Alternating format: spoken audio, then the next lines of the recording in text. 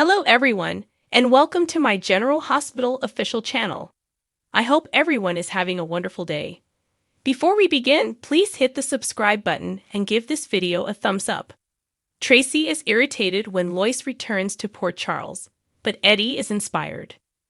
Screaming for Tracy, Brooke Lynn storms inside the Quartermain mansion.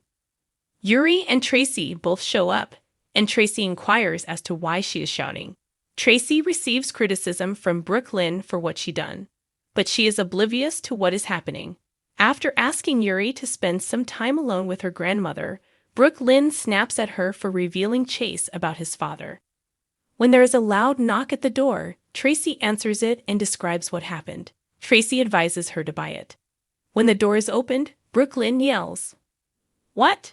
If that's how to meet her mother, Lois asks as she stands there. Olivia observes Eddie dozing off somewhere on a couch. He is performing in his dream while entirely naked. When he finds Lois with Olivia, as she is turning around to face him, he snaps out of his daze and notices her among the crowd. Despite Olivia's apology, he retorts, "You were in my dream." A woman he can't identify is in the crowd with her as he describes his dream to her, which he has had several times. Olivia proposes that Eddie speak with Kevin because he has a lot of experience with dreams and suppressed memories. Eddie recalls Kevin from the hospital and is unsure whether he can help him, but Olivia advises him to speak with Kevin if he wants to learn the truth. Lois and Brooke Lynn embrace in the foyer before Lois notices Tracy. "What do they owe this presumably quick stay?" Tracy asks. When Lois read of Brooke Lynn's dismissal, she expressed shock that her daughter would be let go. According to Brooke Lynn, she earned it. She looks at Tracy as she tells her mother that someone tricked her into engaging in corporate espionage. Tracy uses that as an excuse to leave right away. GH has Lois back. Brooke Lynn updates her mother on the entire deceptor situation before Lois and she enter the living room. Brooke Lynn regrets what she did, but on the plus side, she plans to resume her musical career. Lois is ecstatic. Lois and Olivia scream and embrace as Olivia enters abruptly. GH scream Oliva Lois. Eddie questions Tracy about the screaming in a different room. According to Tracy, Bensonhurst has been invaded. Eddie queries what she's saying. Tracy advises him to go and look for himself. Olivia offers to put Lois up at the mansion when they are back in the living room, but Lois declines and says she will remain at the Metro Court. Brooke Lynn urges that her mother stay here since Tracy would enjoy it after remembering Tracy's extortion attempt.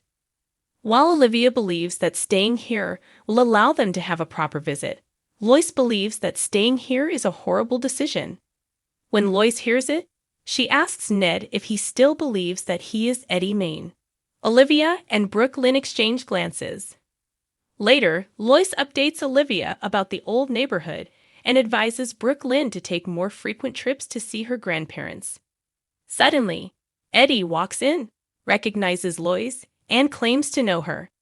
As the mother of BLQ and his former wife, Lois says she would assume that. "No," Eddie responds, claiming to know her from somewhere else. Stella advises Felicia on her first day at the hospital.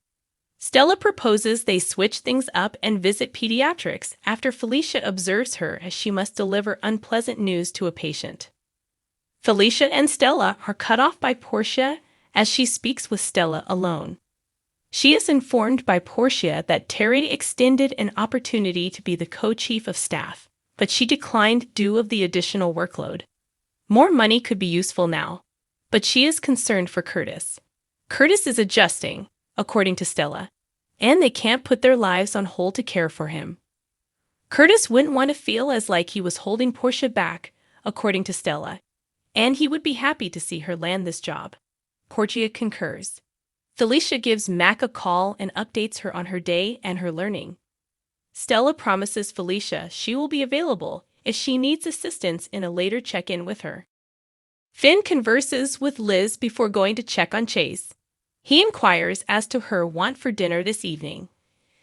Liz extends a dinner invitation to him and Violet, knowing that Aiden would enjoy seeing Violet given that Jake is spending so much time with Charlotte. Liz and Finn go out. Liz queries Terry about if she has found a co-chief of staff before Finn departs. According to Terry, she is currently concentrating on determining who was having sex in the locker room showers. Terry responds that Amy was the one who said such to Liz. In spite of Terry's assertion that it probably isn't true considering the source, Liz acknowledges that it was her and Finn. It was merely a kiss, though. "Well done," exclaims Terry. Terry's mysterious showers D8. When Yuri gets to the hospital, she runs into Terry and Liz in her office. Portia enters and says she's sorry to have interrupted, but she must talk with Terry. Yuri and Liz depart, and Portia announces that although she had first declined her offer to serve as Joint Chief of Staff, she would like to accept it if it is still open. They shake when Terry says she can begin on Monday. Portia decides differently. GA. Yuri recommends to Liz in the hallway that she, Finn, and he, Terry, go on another double date. She promises to get in touch. Yuri departs, needing to inform his former employer about the start of a new career. Trina thanks Spencer for the fantastic weekend as he leaves her off at her parents'.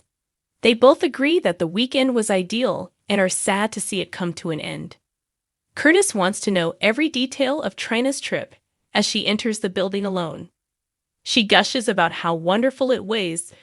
Trina informs him about the museums, Broadway, and the numerous purchases they made. Knowing Curtis liked basketball but not which teams, she bought him a couple team hats. Even though he is unable to participate, Curtis claims to love the game. He takes Trina's hand. Maurice Bernard honors his roots more. Given what he's going through, Trina acknowledges that she feels awful for being so happy. Curtis enjoys watching her live her life because he doesn't want to feel like he is bringing anyone or her down. When Marshall gets there, he inquires about Trina's treatment by the Cassadine youngster. Curtis discusses Trina G8.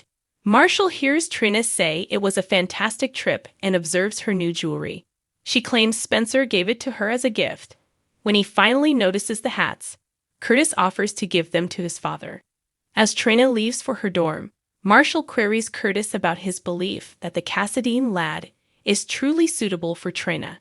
Curtis claims he is powerless to direct his daughter's contacts or course of action. If there has been any progress in identifying the assailant, Marshall switches the subject. Curtis claims to have had no news. His greatest concern as a police officer, he recalls, was getting hurt while on the job. But now that it has actually occurred, it did so as a civilian. The truth about Nina is revealed. When Kevin and Laura get home, Ace is alone on the floor playing. When Esme finally shows there, she is overjoyed to see them. She explains that she has hardly slept because Ace has been teething. Laura inquires about Spencer. After learning that Spencer left town with Trina, Laura sits down with Ace. Esme completes her laundry while Kevin brings their things upstairs. Spencer returns home to find two of his favorite people in the world sitting on the sofa while Laura wonders where he is. While holding Ace, Spencer tells him how much he missed him. He also tells his grandma how much he missed her and how happy he is that she is back home. Esme shows up and beams when she notices Spencer is returned. Spencer tells them all about his fantastic weekend when Kevin joins them. Although she claims they spent quality mother-son time together, he claims Esme appeared to have her hands full with Ace. Esme promises to put Ace to sleep because Laura believes he is tired. Spencer suggests doing it together. More. Fans furious over Gladys' lack of reprimand. When they are alone, Laura expresses her relief at Esme and Spencer's compatibility to Kevin. Esme doesn't have friends or even a life apart from Ace and her job, so Kevin worries about her, and this will inevitably lead to conflict at some point. Kevin has recommendations. Spencer questions Esme and Spencer about their return and whether they are still seeking for his father. His father has been seen in Geneva making bank withdrawals, Laura said. Nicholas is still alive even if they didn't see him. When Ace starts to cry, Esme leaves and Kevin leaves to get back to his patients and give Spencer and Laura some alone time. So my father left us again and doesn't want to come back, Spencer explains. Spencer hopes he would just remain away, but Laura thinks he will return to them. He is happy that his grandmother is home though. Following their embrace, he leaves to check on Ace. Then Laura calls Valentin and asks him to get in touch with Charlotte as quickly as possible. More. Will Carly really end up in jail? Chase welcomes his father home by opening his door. Gregory encircles Chase and declares his love for him. Gregory acknowledges that he should have told him about his ALS sooner, but he kept putting it off. Given that Chase had always been so upbeat, joyful, and full of life, Gregory wasn't sure he could handle telling him. He had been attempting to hold onto memories while he was still himself and not an ALS patient. Chase explains to his father that as long as they were able to make him happy, that is all that counts. Again, the embrace. When Finn gets to Chase's apartment, he discovers his father there. Chase says his dad explained everything, and Finn and Chase both apologize to one another. Gregory expresses gratitude for his two amazing sons. How can they assist Chase? Chase begs his father. Gregory claims that there is no treatment and that he is just living day by day. Even if the illness worsens, according to Finn, there is still time for them to be together. Chase and Finn tell their father they love them and promise to stay by his side throughout everything. Gregory claims to be fortunate. Thanks for watching if you liked this video. So please don't forget to subscribe my channel and don't miss any updates.